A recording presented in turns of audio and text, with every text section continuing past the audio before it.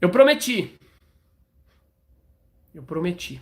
Então agora eu vou falar da mensagem do segredo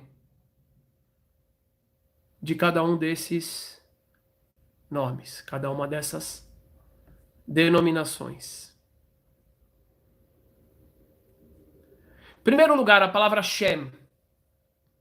Shem, da onde eu já falei para vocês no início desse vídeo, inclusive eu peço a todos que curtam, que deixem o like,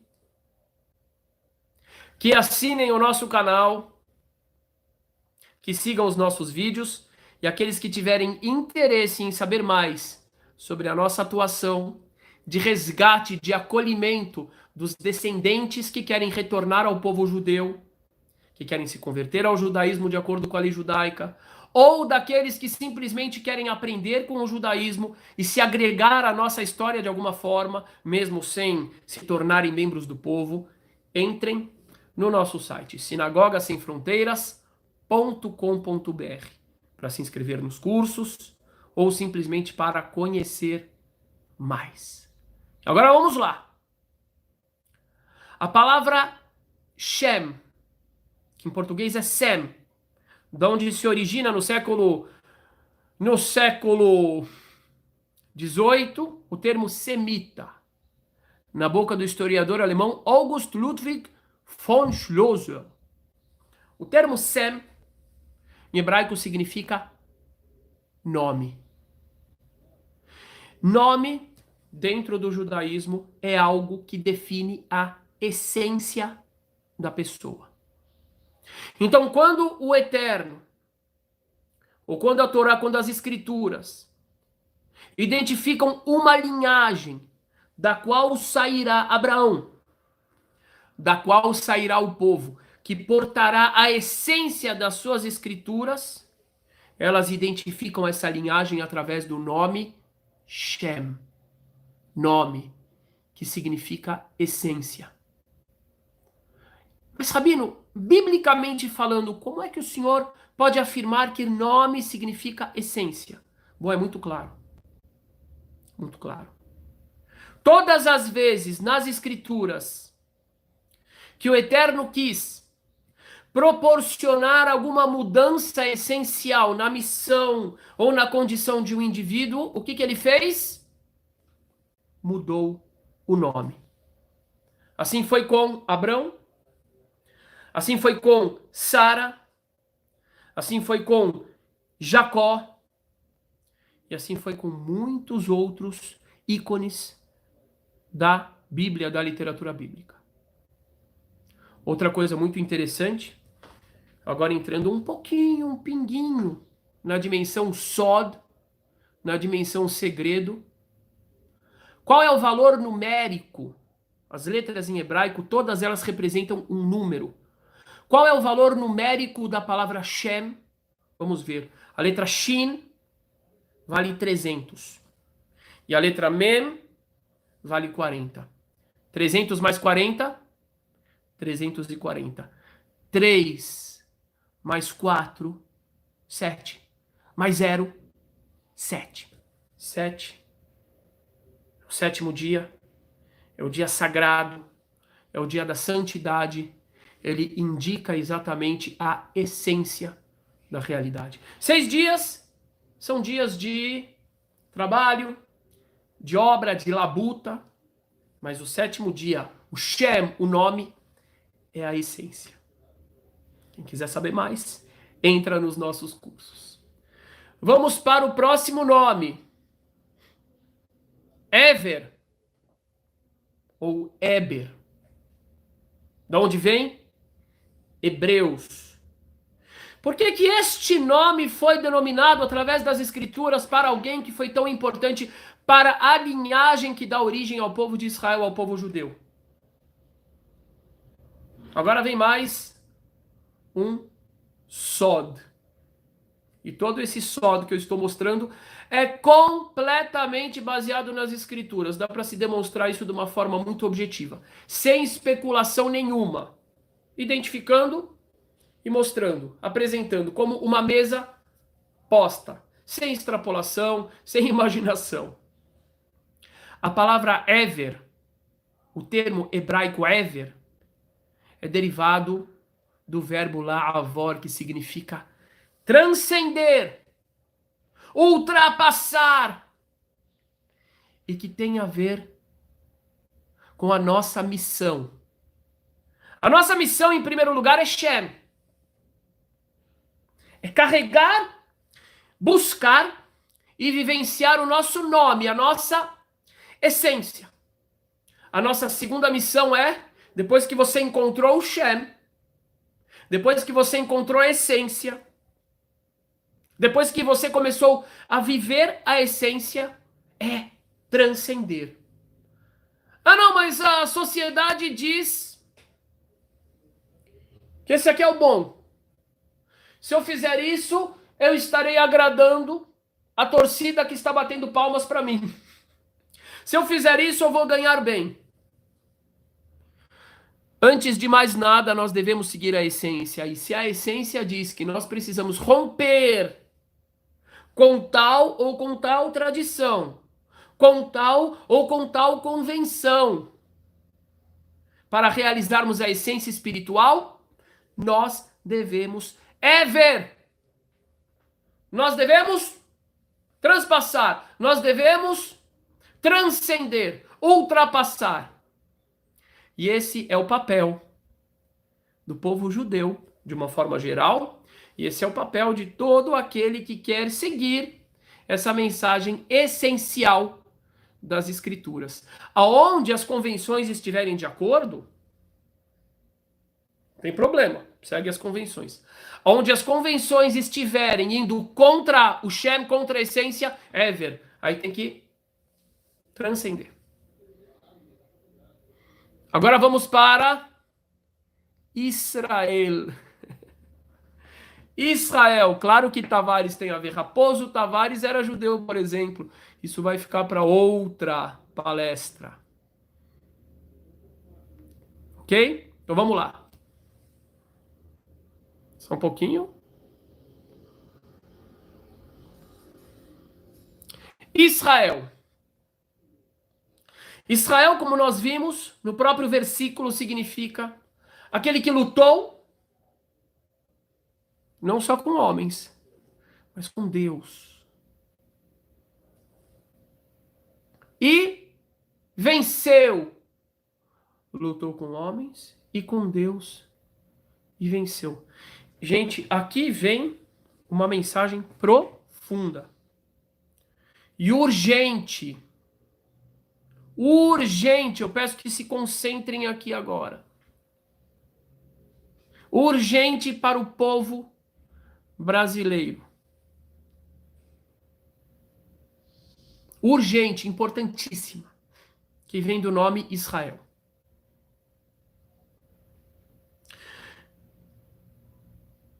O que significa lutar com homens, todos sabem. Lutar com homens significa você resistir o Shem, a essência, mesmo quando homens mais fortes e ameaçadores do que você vêm te atacar. Sejam eles o Egito, a Babilônia, a Pérsia, Roma, a Alemanha nazista, a União Soviética, os terroristas, quem for. Isso é lutar contra os homens e vencer. Mas o que significa lutar contra Deus? Essa mensagem é uma revelação que eu vou fazer agora para você. E a religiosidade no Brasil, eu não estou falando se torne judeu, absolutamente não estou dizendo isso. A religiosidade no Brasil precisa deste clique. As pessoas de fé do Brasil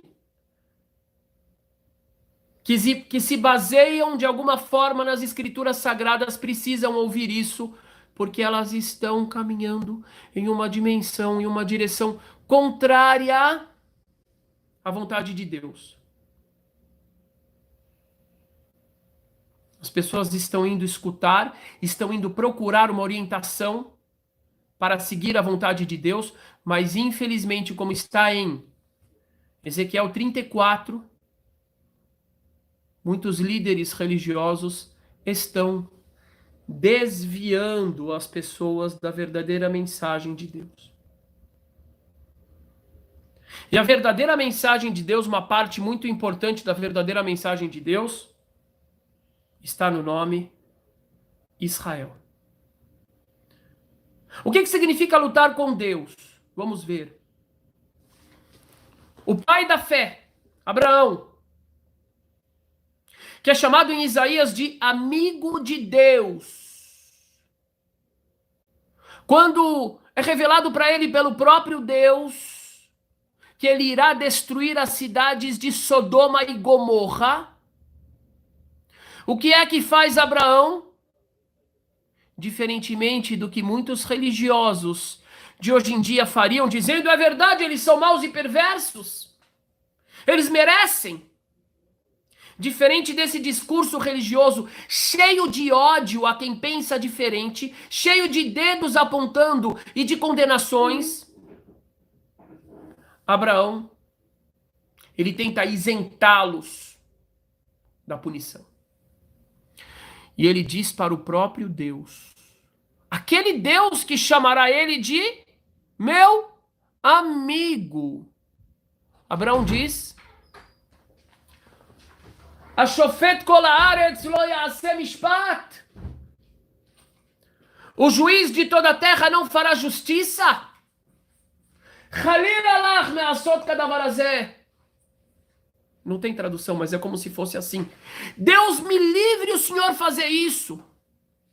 O Senhor vai matar pessoas boas no meio dessas pessoas más. Abraão, com toda a reverência do mundo, Abraão, com todo o respeito do mundo, disse para Deus, eu te procurei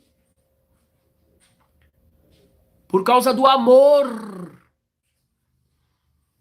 Eu te procurei por causa da justiça. Mas quando eu vejo que o Senhor mesmo, e ele falou isso com humildade. Leiam nos versículos que vocês verão. Quando eu vejo que o Senhor mesmo está indo contra esse amor e contra essa justiça, eu não posso aceitar. Esse é o homem que Deus chama de amigo. Ele não fez isso por interesse próprio. E ele não fez isso para desafiar Deus, ele não era maluco. Ele fez isso por amor ao próximo. Deus não manda ele para o inferno, até porque nós não acreditamos no inferno. Nós não acreditamos em Deus como um ditador cruel, mas como um educador. Deus não mata Abraão, não chama ele de blasfemo ou de herege, não queima ele numa fogueira. Deus simplesmente argumenta com Abraão, explica e mostra para ele, depois de ouvir todos os argumentos de Abraão, sem se ofender. Vejam como Deus, na realidade, é dialógico. E ele mostra que Abraão não estava certo no resultado final da demanda. Não haviam nem 10 justos na cidade. Porém, ele mostra que ele aceita esse tipo de discussão, que ele aceita esse tipo de questionamento, que no final das contas é o que simboliza esta luta de Israel com Deus. É uma luta que não é contra Deus, Deus nos livre. É uma luta a favor do nosso irmão. Pedindo, acessando a bondade e a misericórdia de Deus. Segue a história e vocês ficarão... Quem ainda não se convenceu vai se convencer agora. Na sequência da história, Moisés. O Todo-Poderoso se revela para Moisés e diz: Ler, vá para o faraó e diga para o faraó libertar o meu povo. Shlach na etami. Moisés está desconfiado. Ele falou: o faraó não vai deixar. O Eterno diz: eu estarei com sua boca. Vá. Moisés vai. Primeira resposta de faraó: a partir de agora, Moisés, o trabalho do povo dobrará. Até agora vocês tinham a matéria-prima. E agora que vocês querem liberdade, a situação de vocês vai piorar, porque vocês não vão ter nem a matéria-prima. O que Moisés faz? Ele vai a Deus e diz: Lama hareota la amazé. As traduções chamam Moisés de manso. E eu digo, essa tradução, ela vem somente para não passar, para não deixar que as pessoas compreendam que Deus não ama o passivo. Moisés não era manso. Moisés era humilde. Mas a verdadeira humildade tem a ver com transcender. Até mesmo, em algumas situações, ser Israel com toda a humildade. E só por amor e pelos propósitos de Deus, lutar com Deus. Moisés volta para o Eterno e diz: Lama hareota lama zé, igual Abrão. Por que fizestes o mal para esse povo? E desde que me enviastes, não salvastes o povo? Só piorastes a situação? O que Deus faz? Deus não fuzila Moisés. Deus não excomunga. E Deus não chama ele de blasfemo. Deus simplesmente explica para ele a sequência da história. Porque Deus gosta das pessoas que, quando tem dúvida, não fingem não ter dúvidas. Deus não gosta quando a pessoa veste uma máscara de certeza absoluta para condenar o outro, enquanto dentro de seu coração há um vácuo enorme, cheio de questões e de perguntas. Deus não gosta quando os líderes religiosos condenam as pessoas que, por sinceridade, pela sua busca pela verdade, fazem perguntas. Ao contrário, Deus chamou Moisés de meu amigo, assim como ele chamou Abrão de meu amigo. Por quê? Porque eles são sinceros. Segue a história. Tem muitos exemplos de Moisés, mas para não deixar muito comprido aqui, porque a gente já está quase 1h40. Deus diz para Moisés: o povo é de dura cerviz. O povo é cabeça dura. Eu acabarei com este povo e farei de ti uma nova nação. Eu digo, muitos líderes religiosos, muitos pastores, rabinos, padres, não compreendem que o modelo de Deus não é um modelo para o líder religioso. O modelo para o líder religioso é o de Moisés. Moisés era o líder religioso. A gente tem que aprender com Moisés, não querer se colocar no lugar de Deus, como aquele que condena. Mas sim como Moisés, que argumenta, que defende o povo, e que no final das contas é chamado de amigo por Deus, mostrando que na verdade era isso que Deus queria. E não um monte de gente condenando os outros em nome de Deus. E isso que eu estou falando agora é bíblico. E eu estou citando todas as passagens. E isso incomoda só aqueles que querem dominar as pessoas. Ou também incomoda as pessoas que não querem assumir a responsabilidade e que preferem terceirizar as suas decisões para os seus líderes. Qual é, meu amigo e minha amiga? Qual é a resposta de Moisés? A resposta de Moisés traz consigo a essência. Shem, Sem. Traz consigo Eber, aquele que transcende, que ultrapassa aquilo que é esperado dele. E traz consigo Israel, aquele que luta com os homens e com Deus. Porque é isso que Deus espera. Qual é a prova que é isso que Deus espera? Porque são só aqueles que discutiram com ele em prol do povo que ele chama de meus amigos. Mostrando que na realidade o que ele queria não eram pessoas que viessem para ele e dissessem: ok, nós vamos matar. Nós concordamos, meu Deus, eles são maus. Deus esperava desde o começo que eles se colocassem em defesa do seu próximo. Porque amarás ao próximo como a ti mesmo é a lei máxima das escrituras e do judaísmo. Deus diz para Moisés: farei de ti uma nova nação. Matarei o povo todo. Quantos pregadores hoje não diriam: pecadores! Eles merecem! E quantas pessoas do público, sejam judeus ou cristãos, não gritariam: glória, aleluia, amém! Mas o amigo de Deus não. O amigo de Deus, lá dentro, ele sentiu que aquilo não era correto, então ele disse: meu Deus, se o Senhor for acabar com o povo, por favor, me apaga do teu livro. Eu não quero participar desse livro. O que Deus faz? Cede para Moisés.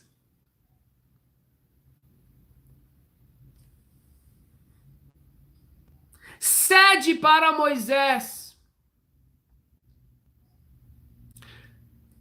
Moisés foi Israel.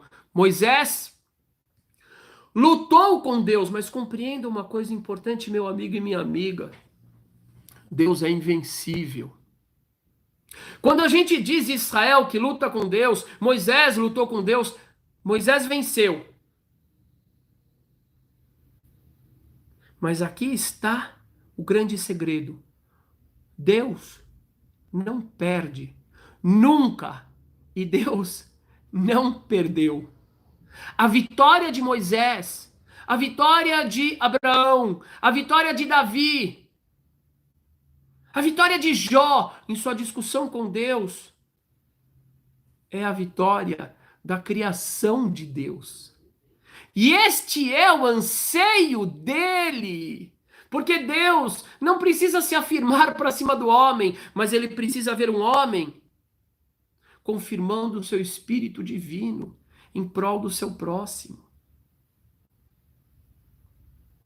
E agora eu vou terminar essa transmissão que eu espero não, eu tenho certeza que vai modificar vidas. Escutar ela uma vez, escutar ela outra vez. Transmita para os seus parentes, para os seus amigos, para os seus pastores, padres, rabinos, transmitam. Ela vai mudar vidas. Ela empodera as pessoas com o verdadeiro poder espiritual das Escrituras. E eu digo novamente, basicamente todo o ódio que foi direcionado contra os judeus não veio dos povos. Veio dos líderes. Líderes políticos e líderes religiosos, que na verdade eram políticos, que a última coisa que eles queriam é que os seus povos aprendessem com o povo judeu a verdade a respeito do que Deus espera de nós. Porque um povo assim se torna muito difícil de ser manipulado por líderes perversos, totalitários. E aí os líderes inventaram com todas as suas máquinas e ministérios de propaganda todos os mitos para fazerem o povo odiar os judeus. Mas na realidade, quem esses líderes queriam prejudicar era os seus próprios povos. Por isso eu digo, parte importantíssima da minha função como rabino, como judeu, é trazer esse conhecimento para os irmãos, independente da religião, independente da origem, mas principalmente estando em um país que tem cerca de, a cada 5 brasileiros, um tem origem judaica. Ou seja, foram privados desses ensinamentos, justamente por aqueles que queriam perpetuar a injustiça e o seu domínio sobre essas massas todas. Só que agora, com esses ensinamentos sendo trazidos, o véu está sendo rasgado, retirado da frente dos olhos dos brasileiros. Yehudá, o último nome, Judá. Yehudá significa agradecer. Vem do verbo lehodot. Primeira coisa que um judeu faz quando acorda, ou aqueles que querem seguir o judaísmo independente de serem judeus, se converterem, como está em Isaías 56, é dizer: Modé ani lefanecha. Agradeço eu perante a ti, Rei da vida e da existência, por devolveres em mim a minha alma. Perdão, é Isaías 58 que fala do gentil, do não-judeu, que quer acompanhar o povo judeu e seguir os preceitos. Primeira coisa que nós falamos é gratidão a Deus. Yehudá, Judá, judeu, gratidão a Deus pela vida. Quando nós vamos beber um copo de água ou de café, nós agradecemos. Quando nós vamos ao banheiro, nós saímos, nós lavamos as mãos, nós agradecemos a Deus pelo funcionamento do organismo. Quando nós comemos, bebemos, após comer e beber também. Quando nós escutamos um raio de um trovão, reconhecemos o poder de Deus. Quando anoitece, agradecemos, reconhecemos pelo anoitecer. E assim quando amanhece. Durante o dia, um judeu que pratica os preceitos do judaísmo faz cerca de 100 manifestações de agradecimento. E esse é o grande resultado do cultivo de todos os nomes que caracterizam este povo, que tem uma função. Ele é escolhido não porque ele é melhor, não porque ele é superior, porque pensar isso simplesmente nos remeteria ao racismo abjeto, mas sim porque nós portamos uma mensagem devido à nossa história que nos capacita a transmitir, quando acessamos essa luz, de transmitir essa luz. Sejamos gratos, sejamos agradecidos, muito mais do que agradecidos, muito mais do que falar obrigado. A palavra Yehudá em português, Judá, ou judeu, significa reconhecer. O que é reconhecer? Conhecer novamente. Conhecer e reconhecer. Eu posso conhecer um copo de água e agradecer por ele. Ou eu posso reconhecer o que significa refletir a respeito da água. Refletir a respeito das moléculas. Refletir a respeito de como elas invadem as minhas células, me trazendo benefício e vida. E assim, então, agradecer. Ampliando a consciência. Ampliando a gratidão. E transformando essa gratidão em retribuição perante o meu próximo. Realizando, então, o maior testemunho que pode existir a respeito do nosso amor a Deus, que é amar ao próximo como a nós mesmos. E o distante, me perguntaram uma vez.